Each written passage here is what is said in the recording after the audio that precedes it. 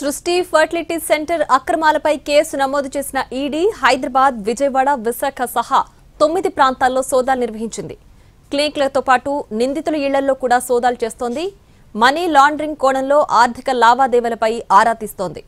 ఇప్పటికే సృష్టిపై 9 కేసులు నమోదు చేసిన హైదరాబాద్ పోలీసులు కీలక సూత్రధారి డాక్టర్ నమ్రతతో పాటు 24 మందిని అరెస్ట్ చేశారు. ఈడీ విచారణలో సృష్టి అక్రమాలు మరిన్ని వెలుగులోకొచ్చే అవకాశం ఉంది.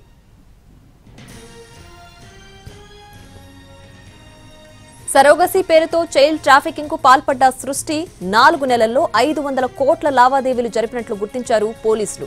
సరోగసీ పేరుతో పిల్లలు లేని వారి నుంచి 50 లక్షల వరకు వసూళ్లు చేశారు సృష్టి ఫర్టిలిటీ సెంటర్ నిర్వాహకులు. దేశవ్యాప్తంగా ఫర్టిలిటీ సెంటర్లు పెట్టి సరోగసీ పేరుతో వ్యాపారం చేశారు.